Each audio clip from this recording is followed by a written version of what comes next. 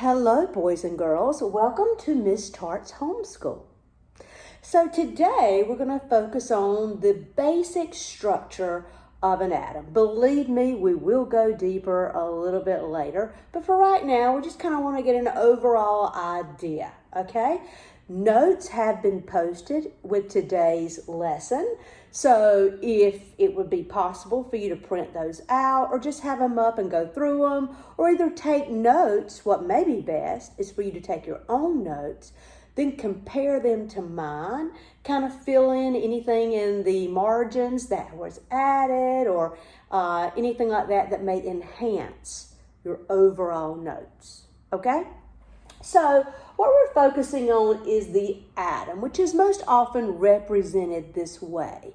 But for the teaching purposes, I kind of need to spread it all out, kind of lay it out in a way where we can see the different parts.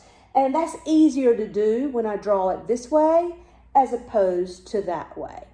So with that being said, I am going to erase this. I just wanted you to see it, that basically what I'm doing is taking the energy levels and kind of spanning them out in a circle. So I want to talk about the atom, and as you can see, we have a middle portion here, kind of like this hole here in the middle.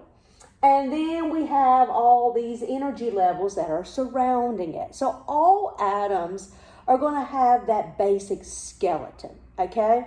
We're going to have the center portion, which we're going to call the nucleus, all right?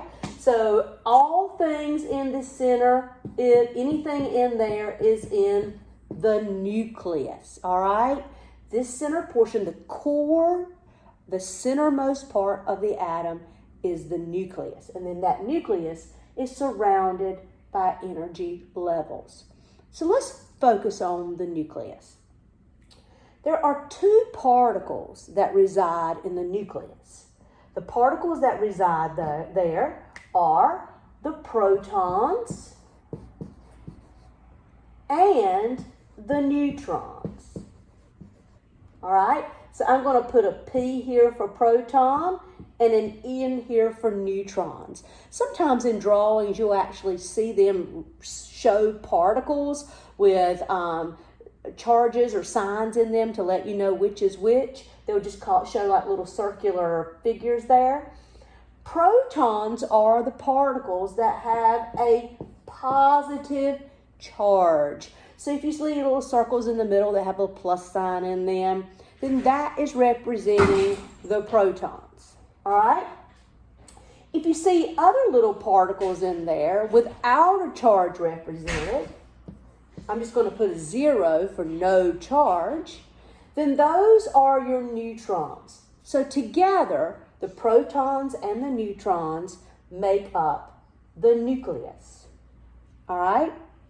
There's a picture in your notes that kind of show that. I think they use purple and green, since you're seeing color there, to represent those particles, which are the protons and neutrons, and kind of how they're all just kind of mangled together and held together to create the nucleus. All right, so what I'd like to do right now is talk specifically about the protons. As we know, I've already said, they are the positive particle in the nucleus. We say that the mass of a proton is 1 atomic mass unit, which we represent as 1 AMU. 1 AMU is the mass of a proton. All right, so how do we know how many protons go in a nucleus? Sorry, my dog over here is rolling around. Well, look no further than the periodic table, my friends. What I have here is I have a couple of blocks I've pulled off the periodic table. And I want you to notice this top number in each of these blocks. So every block is going to have this whole number at the top of the block. So for example, carbon has a 6, sodium has an 11. That number is called the atomic number, and it represents the number of protons in the nucleus. So if this was representing a carbon atom, because carbon is number 6 on the periodic table, I would know that it would have 6 positively charged protons that make up its nucleus. Okay? If this were an atom of sodium, because it has an atomic number of 11, I would know that this nucleus is also made up of 11 positive protons. So the atomic number that is represented in each block on the periodic table, and if you haven't noticed, they go in, the table runs in order of the atomic number from 1, 2, 3, 4, 5, all the way across in numerical order, and that is by the atomic number. And that atomic number tells you how many protons go in the nucleus. So here's a question. If I were not to tell you the identity of this atom, instead I were to show you that this atom contained, this nucleus contained 8 positive protons, could you use your periodic table to identify this atom? Well, hopefully, you would pick up your periodic table. You would look for what atom or what element lives in box 8, since 8, the atomic number, is also the number of protons, and the correct answer would be oxygen. Okay? So, I think that's pretty much everything I want to say about the protons. Now I want to move on to the roomies there, like protons roomie, is the neutron. Now we've already said that neutrons are neutral, right? And because neutrons are neutral, that means that the overall charge of the nucleus is positive. Because protons are positive, neutrons don't have a charge, so overall is positive. The nucleus is going to be overall positive because of the no charge neutrons, but the positive protons. Before we leave the nucleus, I want to talk about mass, or specifically mass number. Everything in matter has mass. We just learned this the other day. Well, atoms have mass too. So this is the atom as a whole. However, the only part of the atom that actually contributes to mass is the nucleus, which means that the only particles that contribute to mass are the protons and the neutrons. So, if I want to know the mass, or as we call it, the mass number for this particular atom, all I have to do is to add together how many protons and how many neutrons are inside this nucleus, and that will equal the mass number for that atom. So again, notice that the one thing I've not added in or even mentioned so far are the electrons. So take from that when we talk about mass, we're only talking about the nucleus. And when we talk about the nucleus, we're only concerned with protons and neutrons. Okay? So that takes us through the nucleus. So now we're outside of the nucleus in the energy level area, and there's only one subatomic particle left that we haven't found a home for, and that is the electrons, okay? It just so happens that the electrons live in this area here, okay, which is the energy levels. So this is the energy levels. All right?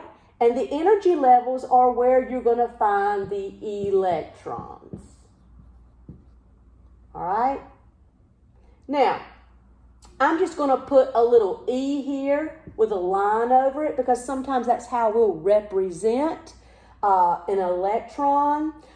And what you need to know about electrons, not only do they reside out here in the energy levels, but they have a negative charge. A negative charge. So now that we have found homes for protons and neutrons, and now electrons, let's talk about why the electrons do not contribute to mass. Number one, all this area out here that is represented with these rings or these energy levels is pretty much empty space. All of this here is pretty much empty space, which is why often this area is referred to as the electron cloud. A cloud, okay, of empty space. So it's important that we know that all of this area here is pretty much empty space. And empty space doesn't have mass. Remember I said earlier that a proton was 1 AMU? Well, a neutron is also, kind of, sort of, 1 AMU. So roughly these are the same size. However, an electron is much, much, much, much, much, much smaller. If I were to take one of these particles over here that's 1 AMU, and I were to Dyson slice it up into almost 2,000 little pieces, one of those little teeny pieces would be equivalent to an electron. So that gives you an idea why electrons are not considered when we talk about mass. It's kind of like if you are to stand on the bathroom scale and to get your weight, you don't really care about are you wearing a necklace or are wearing rings, because they don't really affect your weight. I mean, they're there, they're present, but they don't really add mass to anything because they're so small. They have such a small mass that they really don't change your overall mass. So the same thing goes for the electrons. The electrons are there, but they're so small, they're so light in mass that they don't contribute. So we don't consider them when we're trying to calculate the mass of an atom. The mass of the atom is only protons and neutrons added together to get the mass number. All right, let's see where I want to go with this next. Okay, I think what I want to talk about next is I want to talk about, and we'll come back to electrons a little bit later, but I want to go back and zoom in on this, the nucleus here, on the protons and the neutrons. And I want to talk about something called isotopes. The prefix iso means same. So anytime we're talking about an isotope, we're talking about atoms of the same element. The same element. They're just slightly different from one another. They're like different versions. It's kind of like if you were to go shop for, let's say, I don't know, a Honda Accord. There's going to be like an LX version. There's going to be like a GLX version. There's going to be like a EX version. They're all Honda Accords. However, they're variations. There's kind of like different variations of the same car. So we have the same thing when it comes to atoms. We have different versions or variations of the same atom. So what creates this different? What makes them different from each other? What creates isotopes or different versions or variations of the same element is the number of neutrons. The number of neutrons can vary within the same element. And when that happens, that creates isotopes. Okay? So think about it. If this number is changing, what else is going to change? Mass number? Exactly. One of the things that we represent the different isotopes is we represent them with different mass numbers. So let me kind of show you what I'm talking about here. And I'm only going to be drawing the nucleus here. So understand that I'm not going to be drawing the energy levels, okay? So let's just say that this is the nucleus of an atom, and I'm going to put 11 protons in it, and I'm going to put 11 neutrons in it. Okay. Can you tell me, just based on looking at the nucleus, what element this is? This is an atom of what? Well, hopefully you would know to look no further than the proton number, which is equal to the atomic number.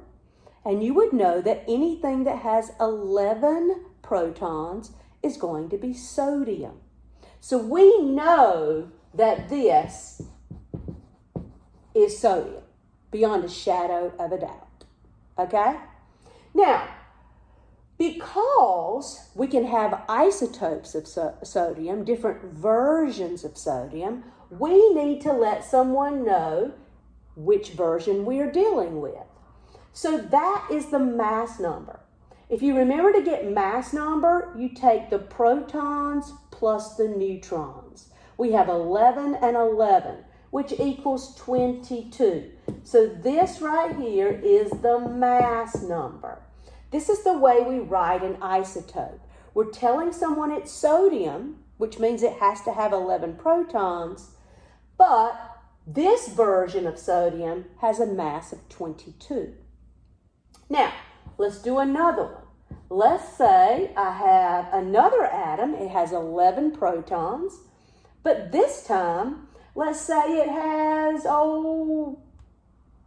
13 neutrons. Well, it's still sodium. How do I know that? Because there's 11 protons. The number of protons will always match the atomic number. That is never going to change. Okay? So I know that this is sodium. However, it's not exactly the same sodium. What's different is the neutron number is varying a little bit. So in this one, to get the version of this, I simply say 11 plus 13. This one is sodium 24. So this is the way we can represent an isotope. Same element, iso means same, but a different version of that element. Again, what creates that different version or that isotope? A different number of neutrons. And again, whenever we change the neutron number, we're going to change the mass because these things are going to add up. These two particles will add up to a different mass number. Okay? Before I leave this, I want to show you another way to represent isotopes. Another way to represent isotopes is to put the chemical symbol here. So I'm just going to use an X for a chemical symbol. Okay? And then up here, we're going to put the mass number. So the mass number would go up in the kind of like the exponent position here. And then down in the subscript position, we're going to put the atomic number. So that's another way to show the different versions of the same element. So if I were going to do that for sodium, I'll do that over here just because I have more space. The symbol for sodium, when I look on the periodic table, number 11, is Na. So for my X, which is my symbol, I'm going to put Na. Now, the top number in this type of symbol, in this type of notation, is always the mass number. So I can either look here where I've already figured it out, if I'm given the name, Or I can actually look in the nucleus and say, well, I have 11 protons, 11 neutrons, so that is a mass number of 22. And then the subscript number down here represents the atomic number. So I can find sodium on the periodic table, and I know that it's 11. This tells me that this sodium has 11 protons, and then together with the neutrons, they add up to the mass number, which is 22. All right, let's do one more example here with this one. All right, so again, I'm dealing with the same element, sodium, because both of these have 11 protons, iso, same element. And they add up to 24. So I have a mass of 24. And again, the atomic number's not going to change because it's still sodium, is going to be 11. So isotopes can be represented in what we call this isotope notation. Keep it in mind, the top number is always going to be representing the mass of the atom, and the bottom number is specifically those protons, that atomic number. So now, if I were to give you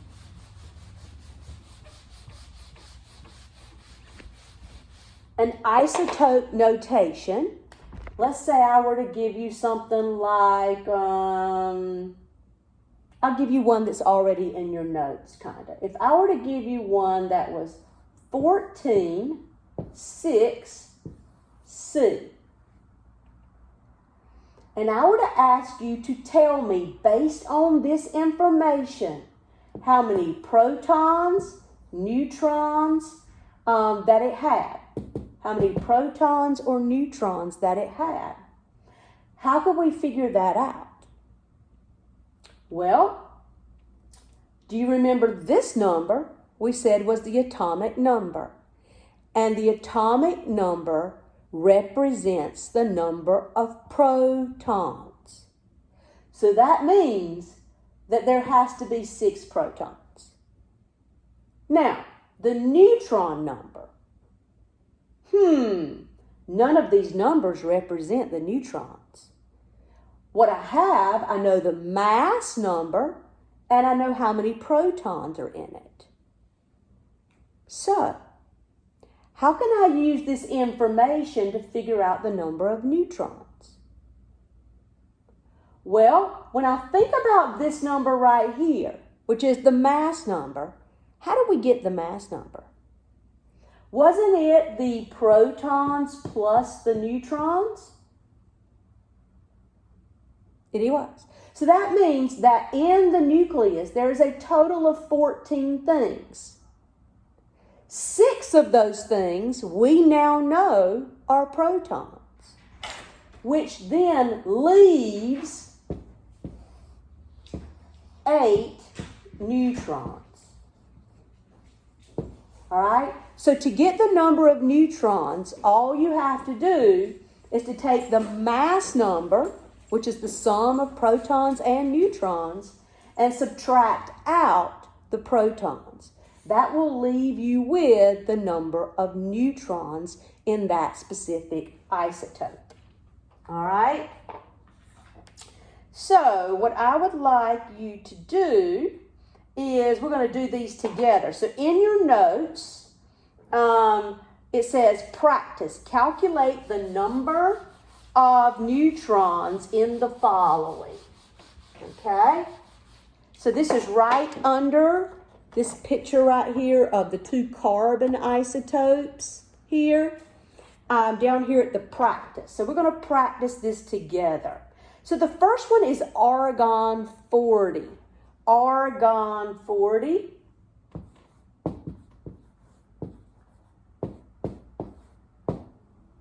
All right?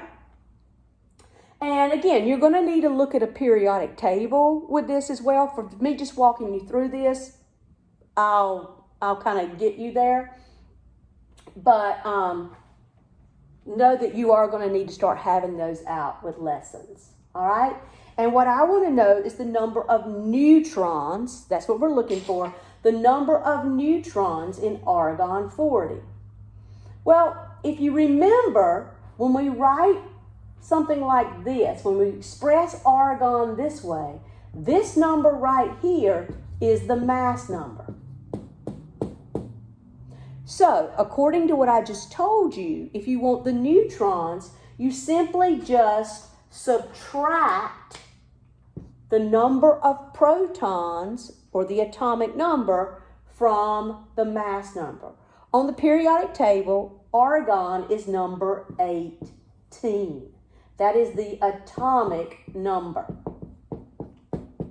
So when I subtract 40 minus 18, the mass number minus the atomic number, I find out that this isotope of argon has 22 neutrons. Okay?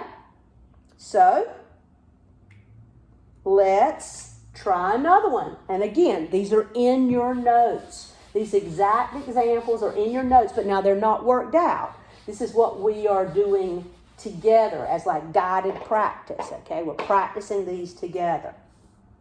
The next example is aluminum 25. I'm just going to use the symbol just to save time instead of writing out the word aluminum 25.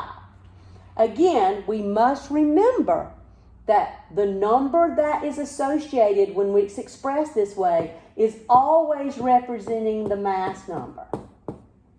So I have to look on my periodic table. I have to look up aluminum, and aluminum is number 13 on the periodic table, meaning it has the atomic number of 13. I would like you, given this information, to tell me how many neutrons is in an atom of aluminum. I'll give you like 10 seconds.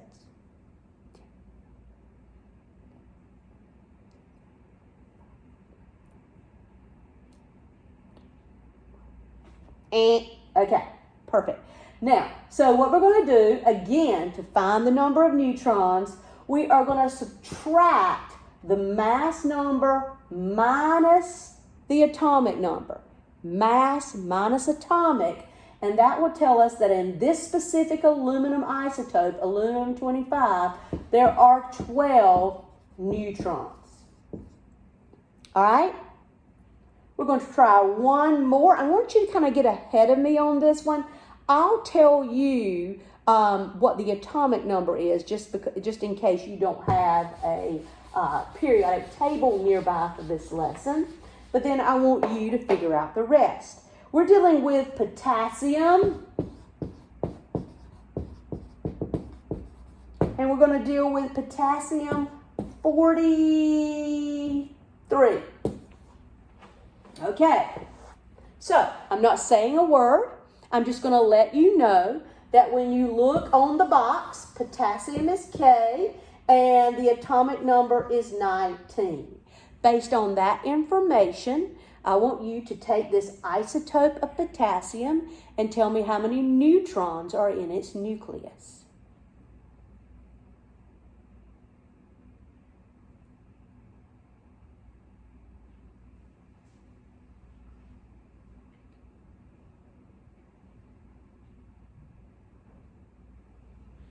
All right, maybe I gave you long enough. Understand this is the mass number. To get the number of neutrons, I say the mass number minus the atomic number, and I'll get 24 neutrons. 24 neutrons. Okay.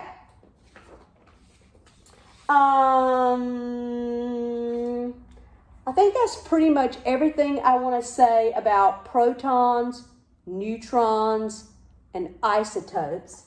The last thing I want to hit on in this lesson is I just want to introduce electrons. So I'm definitely not going to go down the rabbit hole of electrons today, but I do want to just introduce the concept to you. You already know where they are, but I want to take it a little bit further. So this is the nucleus. All right? And rather than drawing the rings all around, I'm just going to, for sake, kind of halfway draw them. So imagine that they're looping all the way around. This is energy level number 1. This is energy level number 2. And this is energy level number 3. Now, there are more, but for this introductory video, we're just going to deal with the first 3. Each one of these energy levels holds the electrons. Okay, this is where the electrons are distributed here in this empty space, which we represent as energy levels. So when we go to distribute these electrons, we always have to start with the first energy level. Then once it's full, we go to the second energy level. Once it's satisfied, we go to the third energy level, and so on. So you always have to start at the lowest energy level and work your way out. So what I'm just going to talk about today is the maximum capacity, okay? I'm just going to tell you what the maximum capacity is for these energy levels, okay? The first energy level can hold a maximum of 2 electrons. It can only hold 2 electrons. Once you've placed 2 electrons in the first energy level and you have more, you must move on to the second energy level. The second energy level has a max of 8 electrons. So if you have more than 8, you're going to have to move on to the third energy level.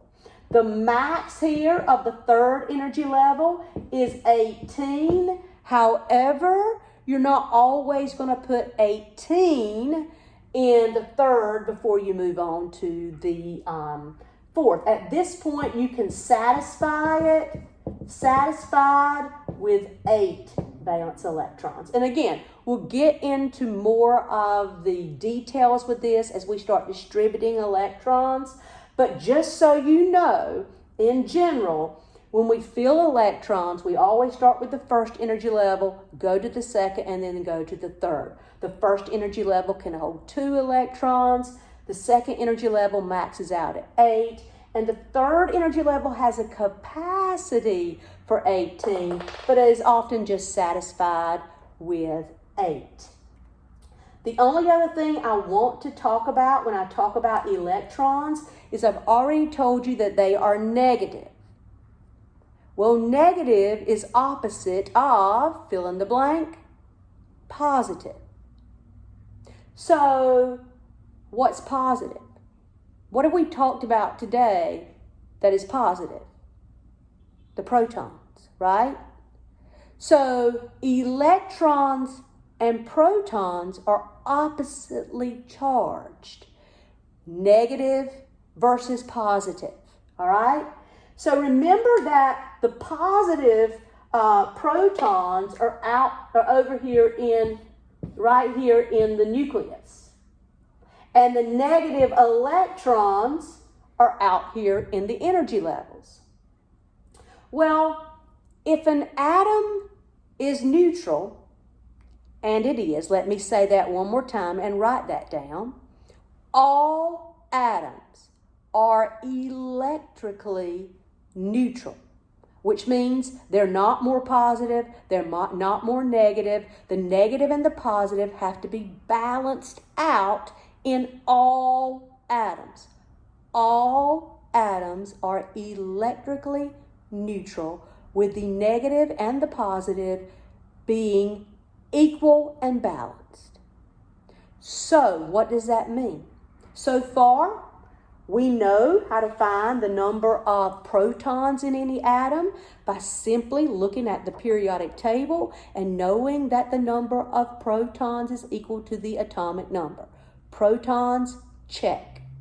We know how to figure out how many neutrons are in the nucleus because all we have to do is to take the mass number we're given, subtract out that atomic number, and what we're left with is the number of neutrons. How do we figure out how many electrons we're going to be placing in these energy levels? Well, what we do is we remember that atoms are always electrically neutral. which means that the negative has to equal the positive. So for example, if I am dealing with a carbon atom, and I know that there are 6 positives in this nucleus, to be a carbon atom and follow the atom rule that all atoms are electrically neutral, then how many electrons would be needed to balance out that positive charge? You would need 6 negatives, right? So in atoms, which are always electrically neutral, the number of electrons is going to equal the number of protons.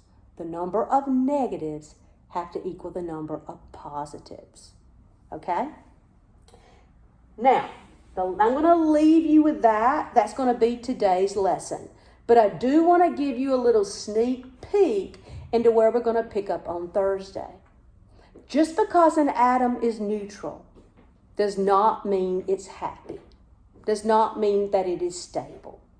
So sometimes, in order to get happy, in order to get stable, we have to shake this whole balance up.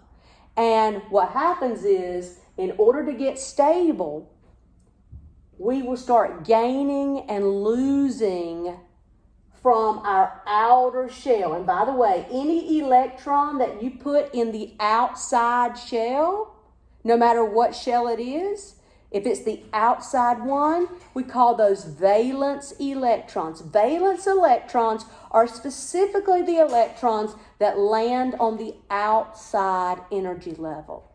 And in order to get stable, an atom will gain or lose electrons from its valence shell. And when that happens, my friend, we no longer have a neutral atom. We have created an ion. We'll pick that up on Thursday. See ya.